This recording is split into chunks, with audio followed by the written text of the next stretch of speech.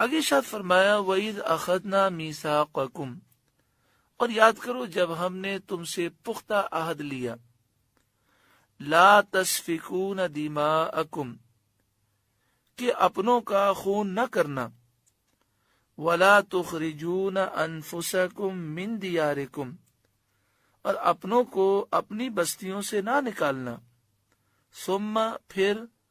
اقررتم، تم نے اس کا اقرار کیا، وانتم تشہدون، اور تم گواہ ہو۔ اللہ تبارک و تعالی نے بنی اسرائیل سے یہ عہد لیا تھا کہ تم آپس میں ایک دوسرے کا خون مت بہانا اور ایک دوسرے کی بستیوں پر حملہ مت کرنا، ایک دوسرے کو گھروں سے مت نکالنا، بے گھر مت کرنا۔ انہوں نے اقرار کیا تھا، قسمیں کھائی تھیں کہ ہم اس پر عمل کریں گے، یعنی ہم کسی کا خون بھی نہیں بہائیں گے اور کسی کو اس کے گھر سے بے گھر بھی نہیں کریں گے۔ ثم انتم ہؤلاء، پھر یہ جو تم ہو، تقتلون انفسکم، اپنوں کو قتل کرنے لگے، وتخرجون فریقا منکم من دیارہم، اور اپنے میں سے ایک گروہ کو ان کے وطن سے نکالتے ہو،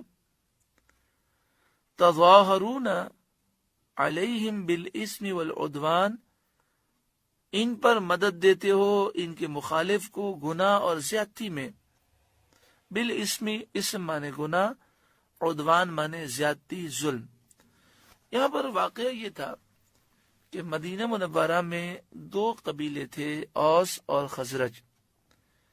تقریباً 120 سال گزر گئے، ان کی آپس میں لڑائیاں تھیں زمانہ جاہلیت میں۔ تو زمانہ جاہلیت میں 120 سال حضور کی آمد مدینہ منورہ میں ہوئی، اس سے پہلے 120 سال سے ان کی جنگیں تھی۔ پھر مسئلہ یہ تھا کہ وہاں پر یہودی قبیلے بھی تھے، تو ایک قبیلہ تھا بنو قریظہ، اس کی دوستی تھی اوس سے، اور ان کا معاہدہ تھا اوس سے، اور دوسرا قبیلہ تھا بنو ندیر، اس کا معاہدہ تھا خزرج سے۔ اب اگر اوس اور خزرج کی لڑائی ہوتی تو معاہدے کی وجہ سے اوس کے ساتھ کھڑے ہو جاتے تھے بنو قریظہ والے، اور خزرج کے ساتھ کھڑے ہوتے بنو ندیر۔ جنگ ہو رہی ہے اوس اور خزرج کی، لیکن آپس میں یہ دونوں بھی کھڑے ہو جاتے اور ایک دوسرے کو قتل بھی کرتے، بستیوں پر حملہ بھی کرتے اور لوگوں کو بے گھر بھی کرتے تھے۔ جب ان سے کہا جاتا کہ تم یہ کیوں کر رہے ہو، تو وہ کہتے کہ ہم نے ان سے معاہدہ کیا ہوا ہے کہ اگر کوئی اوس پر حملہ کرے گا تو ہم اوس کا ساتھ دیں گے۔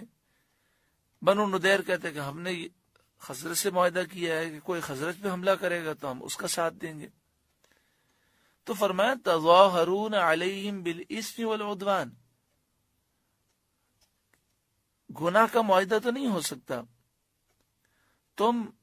گناہ میں اور ظلم میں ان کی مدد کرتے ہو، حالانکہ تمہاری کتاب توریت میں یہ بات لکھی ہے کہ ظلم میں اور گناہ میں کسی کی مدد نہیں کی جا سکتی۔ اس سے ہمارے لیے بھی عبرت ہے کہ ہم کہتے ہیں جی ہمارے رشتہ دار ہیں، رشتہ داروں کے حقوق ہیں، جی والدین کہہ رہے ہیں ہم کیا کریں، تو ان باتوں کی وجہ سے ہم گناہوں پر بہانے تو نہیں بنا سکتے کہ جی رشتہ دار کہہ رہے ہیں ان کا دل خوش کرنے کے لیے ہم اللہ کی نافرمانی کر لیں۔ تو گناہ میں اور ظلم میں کسی کا ساتھ نہیں دیا جا سکتا۔ پھر یہ لوگ کیا کرتے، جب جنگ ختم ہو جاتی تو بنو قریظہ یہ دیکھتے کہ اوس کی قید میں بنو ندیر والے آ گئے، تو یہ اوس کے پاس جاتے جو ان کے دوست، کہتے یہ سامنے والا قبیلہ جو ہے یہ ہمارے بھائی ہیں، یہ آپ کی قید میں آئے ہیں، یہ فدیہ لے لیں، یہ مال لے لیں، ان کو چھوڑ دیں۔ لیکن اگر جنگ میں یہ مل جاتے تو یہ جان سے مار دیتے، بستیوں کو آگ بھی لگا دیتے، بستیوں سے نکال بھی دیتے۔ تو ان سے پوچھا گیا بڑی عجیب بات ہے کہ تم بنو ندیر کو جنگ میں دیکھو تو جان سے مار دیتے ہو، ان کی بستیوں کو آگ لگا دیتے ہو، لیکن جب جنگ ختم ہو جاتی ہے تو ان کو چھڑانے کے لیے تو مال بھی خرچ کرتے ہو، ایسا کیوں کرتے ہو؟ تو وہ کہتے کہ بات یہ ہے کہ اللہ تعالیٰ نے ہم سے یہ عہد لیا تھا کہ اگر تمہاری قوم کا بنی اسرائیل میں سے کوئی اگر قید میں چلا جائے دشمن کی تو تمہیں اس کا فدیہ دے کر چھڑانا ہے۔ تو ان کی اس نادانی کا ذکر ہے کہ اللہ تعالیٰ نے تو تینوں عہد لیے تھے، دو کو نہیں مانتے اور ایک کو مانتے ہیں، یہ کیسی عجیب بات ہے۔